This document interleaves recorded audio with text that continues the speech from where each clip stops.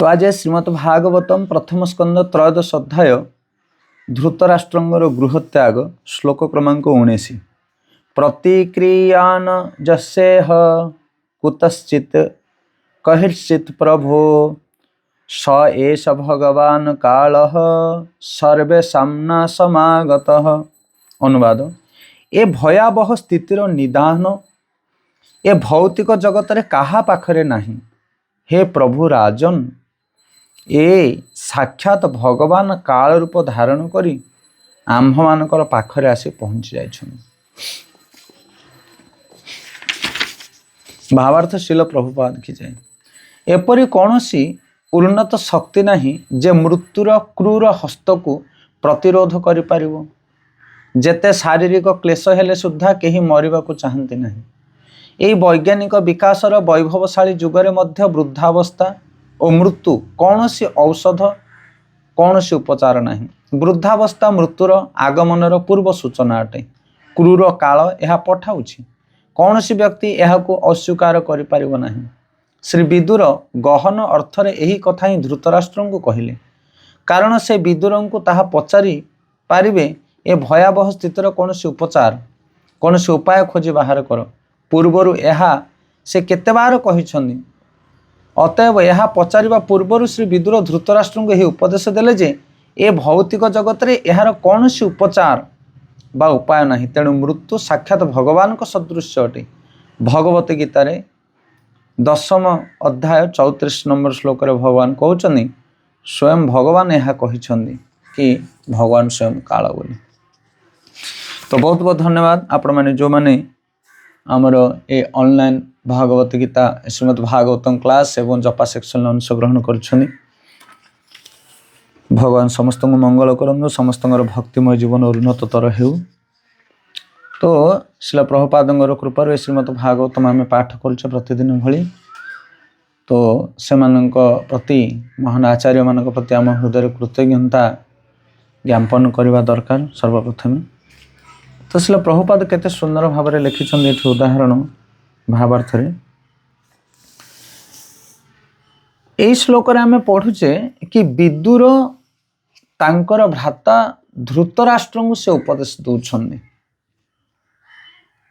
महाभारत युद्ध परे कौरव वंश विनाश हेला परे धृतराष्ट्र एवं गांधारी रहिछन्ति हस्तिनापुर राजउवास भितरे एवं युधिष्ठिर महाराज राजती करुछन्ति, राजा सिंहासन उपवेशन करुछन्ति। बहु दिन पर विदुर प्रत्यागमन करुछन्ति हस्तिनापुर को एवं से धृतराष्ट्र को देखि बड़ विरक्त और विस्मय होउछन्ति। कौन पाई? कारण जो राज्यर आसक्ति जोगु एते बड़ महाभारत घटई देले एही राजा धृतराष्ट्र निजर पुत्रर स्नेह प्रति आसक्त हुई सवंश विनाश हेला पर मध्य बानप्रस्थ समय आसिला पर मध्य से राज्य प्रति तांकर एते आसक्ति थिला जे तथापि से राज्य रे अछंती। यह बड़ निंदनीय आउ नीच विचार। से विदुर तांको उपदेश दउछन्ति जे तुम यथाशीघ्र ए गृह त्याग करी वनगमन कर एवं जीवनर अंतिम लक्ष्य भगवत प्राप्ति पाई प्रयत्नशील हो। जमिति आमे गतकाली पढ़िथिले मनुष्य जीवनटा तैयारी हिची भगवान कर भक्ति आचरण करी जन्म मृत्यु जरा व्याधि चक्र उद्धार पाइबा पाई। वर्तमान धृतराष्ट्र कष्ट पाउछन्ति, पीड़ा पाउछन्ति, वृद्ध अवस्था, मनरे विभिन्न प्रकार जंत्रणा, पुत्र शोक, तथापि से राज्य को परित्याग करि पारनाहंति। ये भयंकर स्थिति। मृत्यु निकटवर्ती हेलानी, वृद्धावस्था आसी गलानी। विदुर एही कथा कहउछन्ति कि ए भयावह स्थिति को भयावह स्थिति ना पूर्वर जो श्लोक कहिथिले पूर्वर जो श्लोक रे आमे पढ़िथिले पूर्व श्लोक मान करे कि आमर इच्छा नथिले मध्य काल एक भयंकर स्थिति आनी कि आम पाखरे पहुंचुछि पूर्व निर्धारित अनुसार। आउ जो माने भौतिक जीवन उपरे भौतिक वस्तु उपरे निजर मन को केंद्रीभूत करी बसिछन्ति, धन रोजगार करवा, निजर परिवार प्रतिपोषण करवा, मान सम्मान प्रति एमाने जानी पारती नहीं जे काल केते शीघ्र आम निकट को माड़ी आसुची। कालर प्लान केभली भाबरे आमके जगत रे गध भलिया खटौची। केमिति आमर मूल्यवान समय को काल अतिक्रम करि नेउची, गोटिए पर गोटे टार्गेट दउची आम जीवन रे। अनिश्चित अनिश्चित व्यवस्था आसिक आम आगे पहुंच जाउची, जोटा आम इच्छा करि नथिबा एई भली भाबरे दिन पूरा अतिक्रांत हो जाउची आ मूल्यवान मनुष्य जीवन टी नष्ट हो जाउची। तो यार सॉल्यूशन कौन, यार उपाय कौन? एक कथा कहउचंदी विदुर कि हे राजा धृतराष्ट्र, हे प्रभु, हे राजा, आउ यार सॉल्यूशन, यार उपाय किछि नाही। समस्ते त्रिभुवन भितर समस्ते एई भली भाबरे निजर मूल्यवान जीवन को नष्ट करि करि जाउछंती, कारण तांक मन और तांक चेतना रे ये भौतिक जगत प्रति आसक्ति जमी रही, जेमिति तुम मन रे अछि। इनडायरेक्टली विदुर धृतराष्ट्र को से कथा कहउछन। धृतराष्ट्र को विदुर कहूनाहांती एक कथा व्यासदेव आम समस्तंक पई लिखिछंती। श्रीमद भागवतम रे कथा स्थान पाइचे उपाख्यान, ता अर्थ आमे माने होचे से धृतराष्ट्र। जीवनर मूल्यवान समय को आमे माने नष्ट करूचे ए भौतिक आसक्ति भितर पड़ी। हाँ, सदा सर्वदा सकाल उठ राति पर्यंत भौतिक चिंता, भौतिक कार्य, भौतिक भावना। किंतु जो मनुष्य जीवन आमे पाइचे दुर्लभ मनुष्य जीवन, ए जगत उद्धार करने पाई, जन्म मृत्यु चक्र उद्धार होगा ता विषय आमर चिंता नहीं। सेथिपाई कहउचंदी विदुर एठी धृतराष्ट्र एवं व्यासदेव लिखुचंदी आम मानक पई, जगतर मंगल पई, कलिजुगर समस्त जीव मानक पई भागवतम आवश्यक। कहउचंदी जदि तुमे माने भौतिक वस्तु प्रति आसक्ति हेई एई भली भाबरे समय को अपचय करिवो, ताहले मृत्यु केबे भी आसिक तम पाखरे पहुंची पारे, आउ ताकू टाळीबार काहार शक्ति नाही। वृद्ध अवस्था मृत्यु समस्तंग जीवन रे आसीबो, दुख पीड़ा कष्ट जंत्रणा समस्तंग जीवन रे आसीबो, ताकू तुम एड़े पारिबो नाही। आर कौनसी प्रकार भौतिक समस्यार समाधान नाही, भौतिक समाधान नाही। शिल प्रभुपाद लिखुचंदी आजिकल वैज्ञानिक माने बहु प्रकार डेभलप कले, उन्नति कले सबु दिगरे, मेडिकल साइंस उपर मध्य।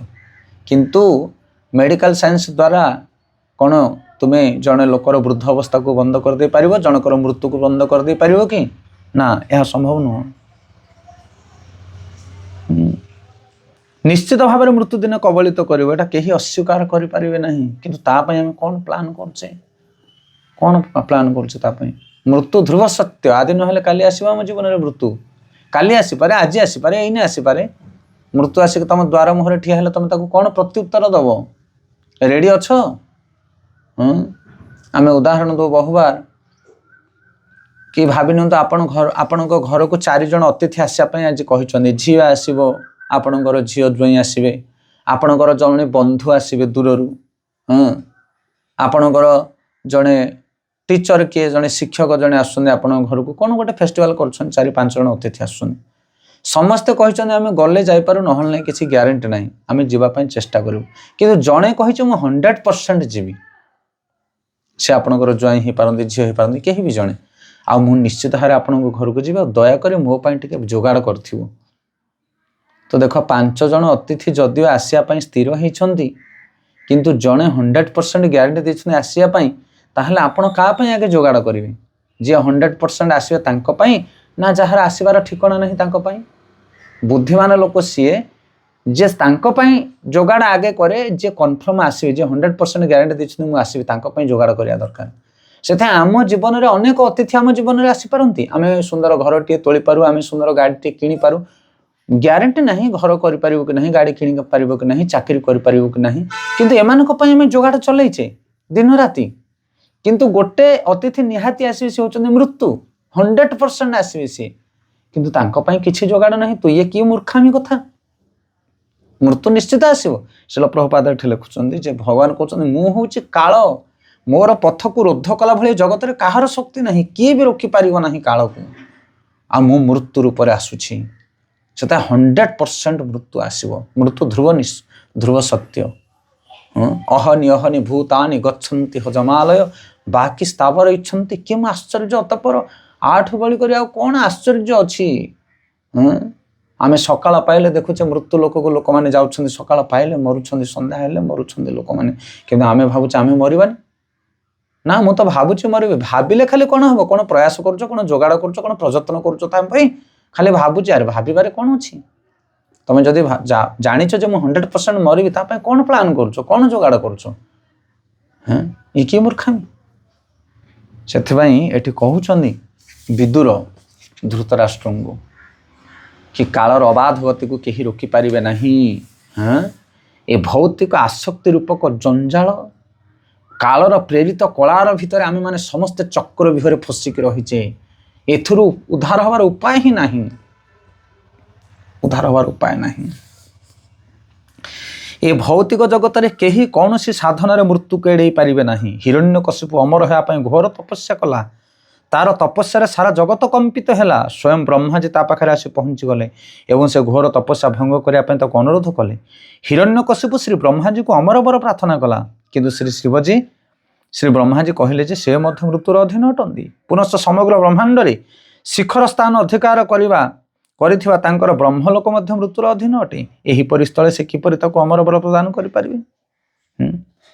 ତ ଉଦାହରଣ ଦେଉଛନ୍ତି ଶିଳ ପ୍ରଭୁପାଦ, ଯେମିତି ହିରଣ୍ୟକଶିପୁ ବହୁତ ପ୍ରଯତ୍ନ କରିଥିଲା ମୃତ୍ୟୁକୁ ଟପି ଯିବା ପାଇଁ, ଅମର ହେବା ପାଇଁ, ଘୋର ତପ ଆଚରଣ କଲା। ବ୍ରହ୍ମାଜୀ ଆସିକି ତା ବର ଦେବା ପାଇଁ ତାକୁ ପ୍ରଯତ୍ନଶୀଳ ହେଲେ, ଇଚ୍ଛା ପ୍ରକାଶ କଲେ। ସେ ମାଗୁଛି ମୋତେ ଅମର ବର ଦେଇଦିଅ। ବ୍ରହ୍ମା କହିଲେ ମୁଁ ତ ଅମର ନୁହେଁ, ମୋର ଧାମ ମଧ୍ୟ ଅମର ନୁହେଁ। ବ୍ରହ୍ମଲୋକ ସବୁଠାରୁ ଶୀର୍ଷ, ଜଗତର ସବୁଠାରୁ ଶ୍ରେଷ୍ଠ ସ୍ଥାନ, ବ୍ରହ୍ମଲୋକ ମଧ୍ୟ ଅମର ନୁହେଁ, ତ ମୁଁ ତୁମକୁ କିପରି ଅମର ବର ଦେଇପାରିବି? ଏହିପରି ଭାବରେ ସଂସାର ସର୍ବଶ୍ରେଷ୍ଠ ଶିଖର ବ୍ରହ୍ମଲୋକ ମଧ୍ୟ ମୃତ୍ୟୁର ଅବସମ୍ଭାବୀ ଅଟେ। ତେବେ ଅନ୍ୟ ସାଧାରଣ ଲୋକ ବା ଗ୍ରହ କଥା ଆଉ କ'ଣ କହିବା?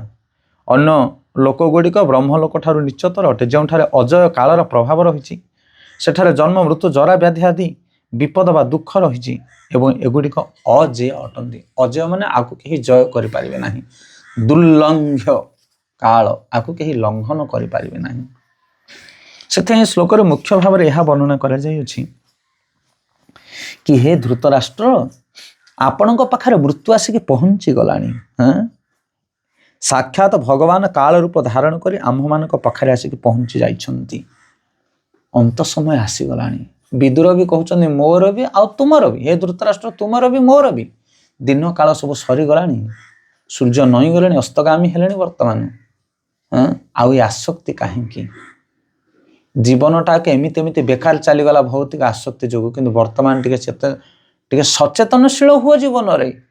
ମୂଲ୍ୟବାନ ମନୁଷ୍ୟ ଜୀବନ ପାଇ ଆମର ଜୀବନଟାକୁ ଏମିତି ଆମେ ନଷ୍ଟ କରି ସାରିଲେଣି ଅଲରେଡ଼ି, ଆଉ ବାକି ନାହିଁ। ସେଥିପାଇଁ ଏବେଠାରୁ ଯତ୍ନଶୀଳ ହୁଅ। ତ ଏଇଭଳି ଭାବରେ ଉପଦେଶ ଦେଉଛନ୍ତି ବିଦୁର ଧୃତରାଷ୍ଟ୍ରଙ୍କୁ। ଏଇ ଉପଦେଶ କେବଳ ଧୃତରାଷ୍ଟ୍ରଙ୍କ ପାଇଁ ନୁହଁ, ଏଇ ଉପଦେଶ ଆମ ସମସ୍ତଙ୍କ ପାଇଁ, ଯେଉଁମାନେ ମନୁଷ୍ୟ ତନୁକୁ ଧାରଣ କରିଛନ୍ତି, ଯେଉଁମାନେ ଭୌତିକ ଜଗତରେ ବାନ୍ଧି ଛନ୍ଦି ହେଇକି ରହିଛନ୍ତି, ଆମ ସମସ୍ତଙ୍କ ପାଇଁ। ତେଣୁ ଆମେ ପ୍ଲାନ୍ କରିବା ଦରକାର ସର୍ବଦା କେମିତି ଭଗବାନ ଭକ୍ତିରେ ଆମେ ଅଗ୍ରଗତି କରିବା, ଆଉ ଏ ଦୁର୍ଲଙ୍ଘ୍ୟ କାଳ ଏବଂ କାଳର ପ୍ରଭାବ ପରିସ୍ଥିତିରୁ ଆମେ ଉଦ୍ଧାର ପାଇପାରିବା। ଗତକାଲି ଆମେ ଆଲୋଚନା କରିଥିଲେ କି ଯେଉଁମାନେ ଭଗବାନଙ୍କର କଥା କୀର୍ତ୍ତନରେ ନିଜର ମତିକୁ ସ୍ଥାପିତ କରନ୍ତି, ସେମାନଙ୍କୁ କାଳର ପ୍ରଭାବ ପ୍ରଭାବିତ କରିପାରେ ନା। ଆୟୁ ହରତି ବୈପୁଂସା, ଯେଉଁ ଶ୍ଲୋକରେ ଆମେ ପଢ଼ିଥିଲେ, ମନୁଷ୍ୟ ଜୀବନର ଆୟୁକୁ ହରଣ କରିନିଅନ୍ତି ଚନ୍ଦ୍ର ସୂର୍ଯ୍ୟ ଉଦୟ ଅସ୍ତ ହେଇ। କିନ୍ତୁ ଯେଉଁମାନେ ଭଗବାନଙ୍କର ଭଜନ କୀର୍ତ୍ତନ କରନ୍ତି, ସେମାନଙ୍କର ଆୟୁ ନଷ୍ଟ ହୁଏ ନା, ବରଂ ସେମାନଙ୍କ ବୟସ, ସେମାନଙ୍କର ଆୟୁ, ସେମାନଙ୍କର କାର୍ଯ୍ୟ ଶତଗୁଣିତ ହେଇ ଲାଭ ତାଙ୍କୁ ପ୍ରଦାନ କରେ। କ୍ଷଣେ ମାତ୍ର ମଧ୍ୟ ଆୟୁ ନଷ୍ଟ ହୁଏ ନା। ଗତକାଲି ଗୋଟେ ଶ୍ଲୋକ ଆମେ ପଢ଼ୁଥିଲୁ, ଶିଳ ପ୍ରଭୁପାଦଙ୍କର ଗୋଟେ ଶ୍ଲୋକ, ଛୋଟିଆ ଶ୍ଲୋକ ଆମର ଅଚ୍ୟୁତାନନ୍ଦ ଗୋପାଳ ପ୍ରଭୁ ଲଗେଇଥିଲେ ଗୋଟେ ଲେକ୍ଚର, ସେଥିରୁ ମୁଁ ଶୁଣୁଥିଲି କି ଯେ ବୈଷ୍ଣବ, ଯେ ଭକ୍ତ, ତାଙ୍କର ଗୁଣ ହେଉଛି ଅବ୍ୟର୍ଥ କାଲାତ୍ମ। ଏଇ ଶ୍ଲୋକ ବିଷୟରେ କହୁଥିଲେ ଶ୍ରୀ ପ୍ରଭୁପାଦ। ଅବ୍ୟର୍ଥ କାଲାତ୍ମ ଅର୍ଥ, ଗୋଟେ ବୈଷ୍ଣବ ଯେ ଭକ୍ତ, ସେ ତାର ସମୟକୁ ଗୋଟିଏ କ୍ଷଣକୁ ମଧ୍ୟ ବ୍ୟର୍ଥ କରେ ନା। ଟାଇମ୍ ପାସ୍ ନାହିଁ ତା ଜୀବନରେ। ପ୍ରତ୍ୟେକ ସମୟକୁ ସେ କୃଷ୍ଣଙ୍କର ସେବାରେ ବିନିଯୁକ୍ତ କରେ। ଆପଣ କହିବେ ତାହେଲେ କ'ଣ ଭକ୍ତମାନେ ଶୁଅନ୍ତିନି, କ'ଣ ଖାଆନ୍ତିନି, କ'ଣ ସ୍ନାନ ଶୌଚ ଆଦି ହୁଅନ୍ତିନି, ସେସବୁ ସମୟ ତ ବେକାର ଯାଉଛି? ବେକାର ନାହିଁ। ଯେମିତି ଉଦାହରଣ ସ୍ୱରୂପ ଆମେ ଗୋଟେ ଗାଡ଼ିକି ଚଲାଇବା ପାଇଁ ହେଲେ ତାକୁ ଧୁଆଧୁଇ କରୁ, ସାଫ୍ କରୁ, ରେଡ଼ି କରୁ, ସର୍ଭିସିଂ କରୁ, ଅଏଲ୍ ଫିଲ୍ କରୁ, ଏସବୁ ଜିନିଷ ବେକାର ନୁହଁ। ଇଏ ଗାଡ଼ିକୁ ଆମେ प्रिपेयर करू रनिंग पाई जदि ये सब प्रिपेयर न हुए ताहले तार रनिंग ठीक हो पारिबो नहीं। सेमती भगवान भक्ति करने आम शरीर को आम जोगाड़ करूँ जो स्नान करुच कौन पाई कारण विग्रह सेवा करी शौच कौन पाई विश्राम कौन पाई नौच कारण उठला पर मोर सेवा अच्छी मुझे रनिंग करी मुझे करी मुझे करी ड्राइविंग करी इत्यादि इत्यादि बुक डिस्ट्रीब्यूशन करी प्रचार पाई जीवी आमर जमी प्रभु जी आमर बुगुड़ा से पूर्ण प्रभु काम कौन थे भी से जी कहे ना मुझे 2 घंटा शोक आसि अरे कौन शुआ पड़ो अरे प्रभु जदि मुझे न शोबी 2 घंटा बर्तमान उठला पर मुझे गाड़ी चलेबी आपण मैंने तो पछरे बस सब ढोलेबे आपण मानक चिंता ना लंग ड्राइविंग मत करा पड़ो से मुझे 2 घंटा रेस्ट नहीं ताहले मुझे गाड़ी स्टेरिंग धरिक ढोलेबी ताहले कौन अवस्था हम से उपयुक्त भाव में सेवा संपादन करने आमको जहाँ जोगाड़ दरकार से आम से जोगाड़ सेवार अंतर्भुक्त से वैष्णव मैंने जो शुअते शोवा कहुए विश्राम कहुए किसी समय विश्राम नेला पर पुण्य थे कार्य आरंभ हुए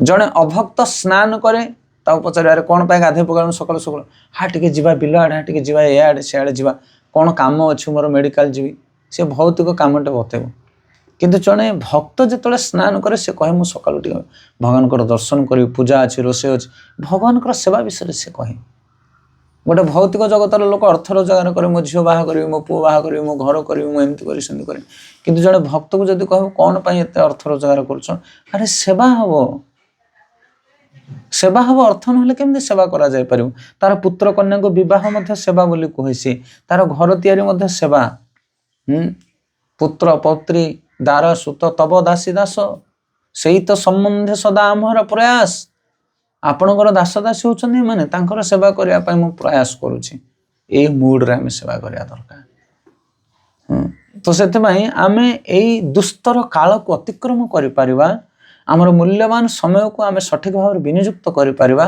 जदि आम भक्ति रे एंगेज रहिबा ये हूँ गोटे मात्र उपाय यही कथा कहवाई विदुर धृतराष्ट्र को प्रयत्न कर भौतिक आसक्ति को परित्याग करी भगवत चिंतार भगवत चेतनार निजक समय को अतिबाहित करने चेष्टा करूँ धृतराष्ट्र भी आम भी हरे कृष्ण कृष्ण कृष्ण हरे हरे हरे राम राम राम हरे। बहुत बहुत धन्यवाद समस्त को जदि कहार किसी प्रश्न अच्छी कि कौन कहना चाहूँ।